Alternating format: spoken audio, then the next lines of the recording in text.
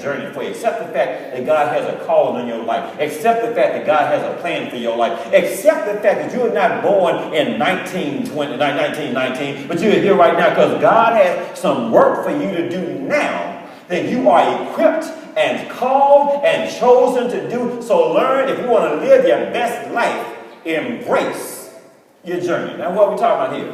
So what am I saying here? So read this with me, please. What does that mean? Embracing life means to do what? Stop rejecting your journey. Stop complaining about your journey. Sometimes you can't pick up the phone. They stop. Some people will call you on Monday. Stop the conversation on Monday.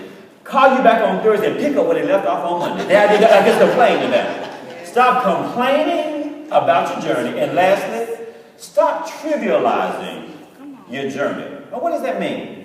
Don't ever minimize and trivialize God's grace. That's right. See, God has work for us to do now. Now, here's the point. Maybe you hadn't been through what somebody else went through. And maybe you're not where somebody else is. But God showed his love in your life. And God showed his mercy in your life. And God showed his grace in your life. And as a result of that, I'm not going to minimize and trivialize the journey that we're on. Don't ever trivialize. Don't ever think that there was a wasted experience that you had. Because you know how God's going to use it. Come on. Don't ever think, all the time y'all hitting it, God can use all those things to make sure. Because now you start ministering for who hitting it. But the idea, don't you ever trivialize your journey.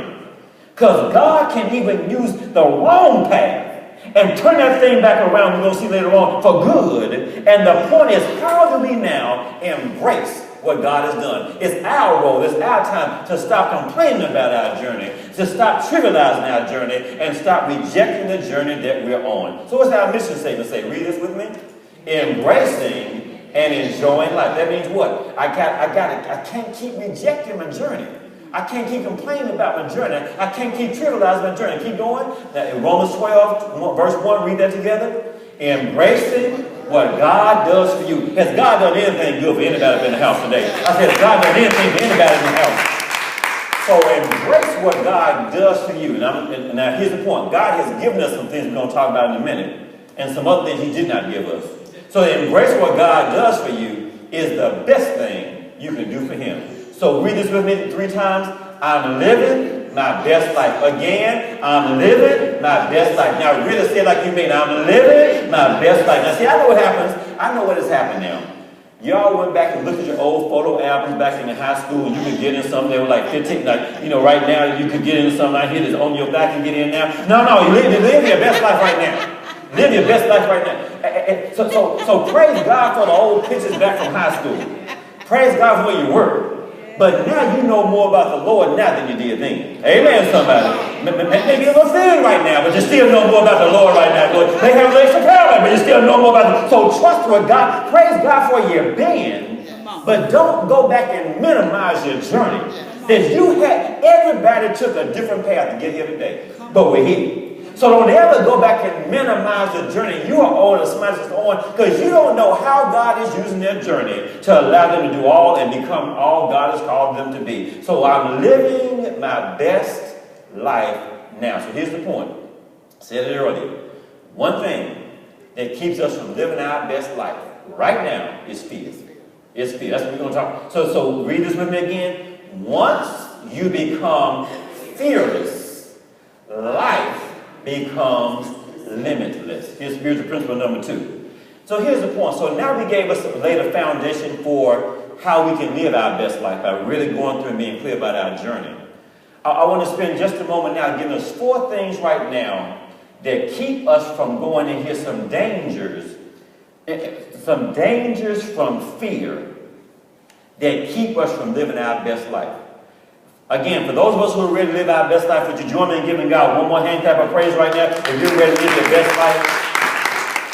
So fear has been sent to stop us from going in and living our best life for the Lord. So I want to share this, plenty more. But I'm going to give us 4 T's. These are not the only things, but 4 T's, words that begin with T, that are dangerous when we start embracing and getting too comfortable with fear. So, some people walk around, y'all heard my wife share before, we have some relatives talking about everybody has to feel something. No. When I go back in and get too comfortable with fear will move in, and it's dangerous to be that close to it. There's some things that God did not give that we have gotten too comfortable with, and in turn they go back in here and pose some challenges as well. So fear. If fear has moved into your guest room, kick it out. So look at some dangers. We're going to talk about some dangers that if we entertain fear too long, so in other words, here are the dangers that we will experience if we continue to allow fear to reside. Well, our whole point today, this whole month, is that I declare and decree that fear will no longer dominate me. Now, as fear is done, here's some dangers if we let fear dominate us. Here we go. Read this verse first with me. Fear, first of all, is an indication of a lack of trust in God. If we are fearing, we are not trusting. Come on now, somebody. If we are fearing, we're not trusting. So fear, a danger of fear, ends up being it's an indication of a lack of trust in God. I love this verse right here. Psalm 57, 56, 3. You have this in your slide. Let's read this together. When I am afraid, I put my trust in you. David is writing this scripture. This is when David, some scholars say this is when David's son Absalom was trying to have him killed. Others say this is when, at this point, Saul was trying to have him killed. And when all trouble was around him, he didn't say, I'm not fearful. He said, right now, I'm just really concerned. I'm afraid what's going on. But you know what? I'm going to let my trust in God be higher than the fear. In the midst of fear, I know what's going to get rid of my fear is that I can go back and start trusting God. Trusting God. When I'm afraid, David said in Psalm 56:3, I will put my trust in you. So trust is simply a firm belief. It's a firm belief in the reliability and the truth and the strength of somebody else.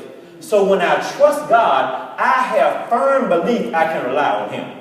When I trust God, I have firm belief that I can rest in His strength. When I trust God fully, I have firm belief at that point that I can trust in and believe and have full confidence in God's ability. Has God brought anybody in here through anything? I said, has God brought anything in here? That's what trust is all about. I got some firm belief that the same God who brought me through last week is the same God that will bring me through today, and the same God who will bring me through next week. Why? Because I have this firm belief in His reliability and His ability. Look what it said. So I got to learn to trust God. Where? Through the storm.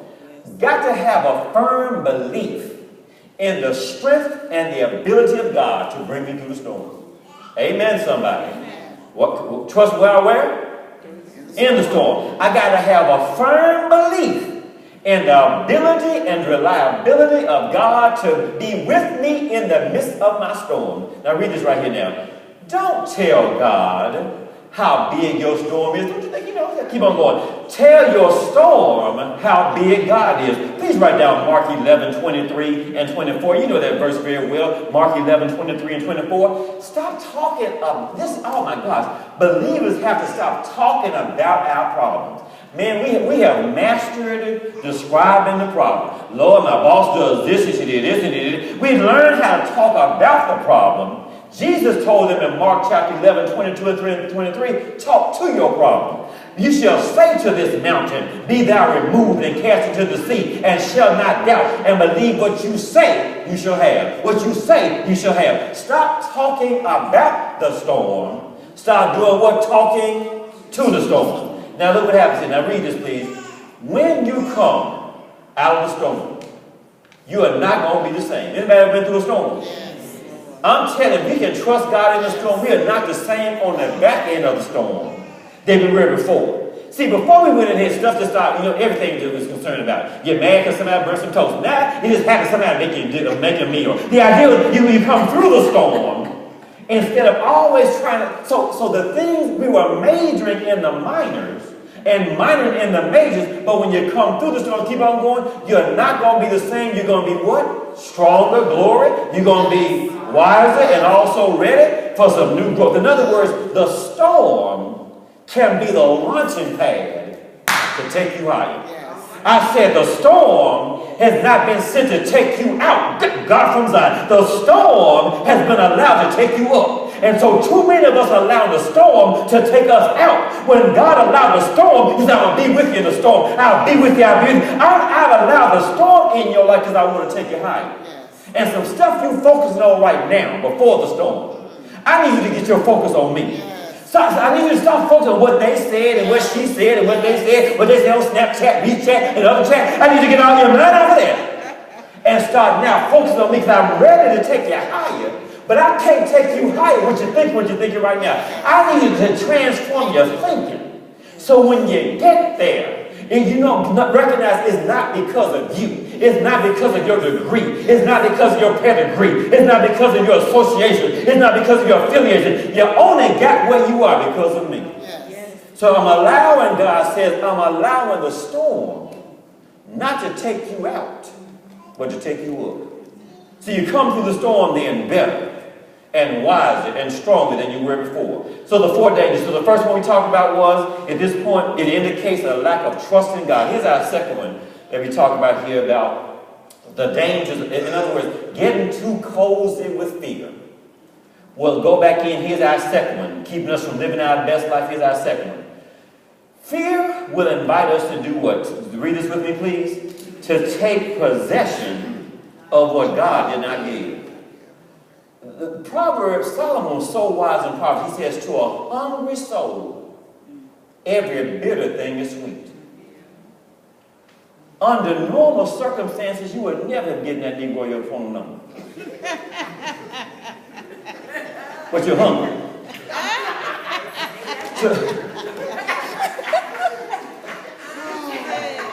To a hungry soul, every bitter thing is sweet. If you full, bitterness, you're not going to have to accept something bitter because you're already full. But you thinking something bitter is going to make you better? Something bitter is never going to make you better. And here's the point. And you trace it back, it's because we're hungry. Starving. Or need somebody to love somebody. So the idea is starving. So the hungry soul, every bitter thing is sweet. So we start taking possession, signing for the package of what God didn't even send. So if my hands are full of what God did not send, I don't have room not to accept what he did send. My hands are already full. Right? If I'm holding on to stuff he didn't send, I don't have room not to accept what he did send. And as a result of it, fear will cause us to think that God doesn't love me anymore. God doesn't, I did something wrong. I did something and God hates me right now. And so we will start out of fear taking possession of what God did not even send. Here's what, you know this very well. 2 Timothy 1:7. Let's read it together. For God did give. So God did give. Did not give us a spirit of fear, but of what? Power, and of love, and of a sound mind. God did not give us fear, but we keep signing for the package when fear shows up. God didn't give us fear, but we keep going down to the post offices to go get it, even though it missed our house. God did not give us fear, and we keep on taking possession of what God didn't even give. Now, read this with me, please. Now, again, he gave us what? He did give us power. He did give us love. He did give us a sound mind. The more accurate rendering for sound right here comes from the Greek word, which means sober, not drunk. In other words, there's nothing influencing you to keep you from hearing what God has for you. Fear is not in the way influencing you. Doubt is not in the way. So God gave us a sober mind that's not drunk by success or drunk with pride or drunk with fear. That now my mind is sound and sober to be able to hear from him. So he did give us, now look what happened about this power here. Please read this. With the power of God within us, we need never fear the powers around us. Can somebody just give God just a hand clap of praise for that? That we got the power of God. I want you to know right